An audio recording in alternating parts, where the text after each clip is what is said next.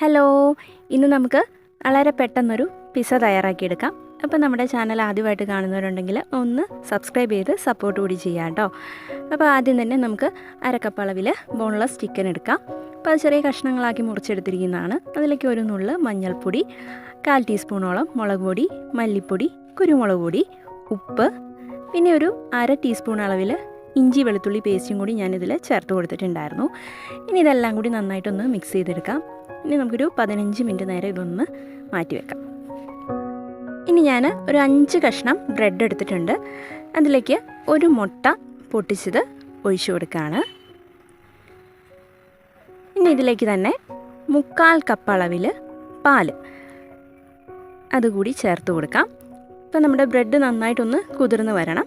അപ്പോൾ അതിനാവശ്യത്തിനുള്ള പാലാണ് ഞാൻ ഒഴിച്ചു കൊടുത്തിരിക്കുന്നത്. ഇനി ഒരു നുള്ള് ഉപ്പും കൂടി ചേർത്ത് കൊടുത്തിട്ടുണ്ട്. ഇനി എല്ലാം കൂടി നന്നായിട്ടൊന്ന് മിക്സ് ചെയ്തെടുക്കാം. അപ്പോൾ നമ്മൾ പാൽ അളവ് കുറവാണ് ഒഴിച്ചതെന്ന് തോന്നുവാണെങ്കിൽ കുറച്ചും കൂടി ഒഴിച്ചു കൊടുത്താൽ മതിയാകും. ഇതിപ്പോൾ ഞാൻ എല്ലാം കൂടി നന്നായിട്ടൊന്ന് മിക്സ് ചെയ്തെടുത്തിട്ടുണ്ട്.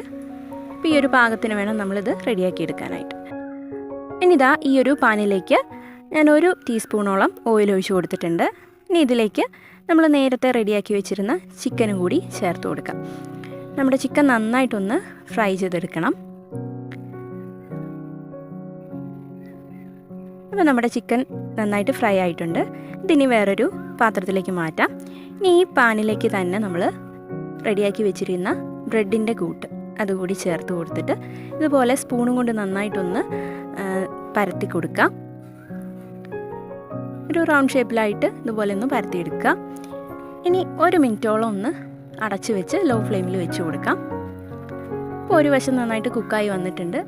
അപ്പോൾ ഇതൊന്ന് തിരിച്ചിട്ട് കൊടുക്കാം. ഇനി നമുക്ക് ഇതിന് മുകളിലായിട്ട് പിസ്സ സോസ് സ്പ്രെഡ് ചെയ്ത് കൊടുക്കാം. അപ്പോൾ നിങ്ങളുടെ കയ്യിൽ പിസ്സ സോസ് ഇല്ലെങ്കിൽ ചില്ലി സോസും ടൊമാറ്റോ സോസും കൂടെ മിക്സ് ചെയ്ത് ഇതുപോലെ സ്പ്രെഡ് ചെയ്ത് കൊടുത്താൽ മതിയാകും.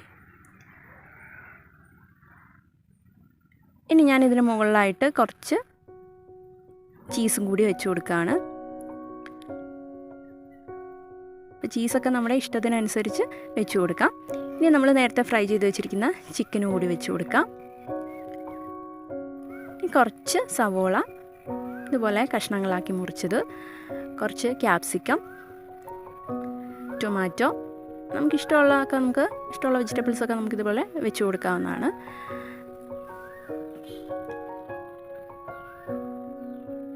ഇനി കുറച്ച് ചില്ലി ഫ്ലേക്സ് ഞാൻ ഇതുപോലെ ഒന്ന് സ്പ്രെഡ് ചെയ്ത് കൊടുക്കുന്നുണ്ട്.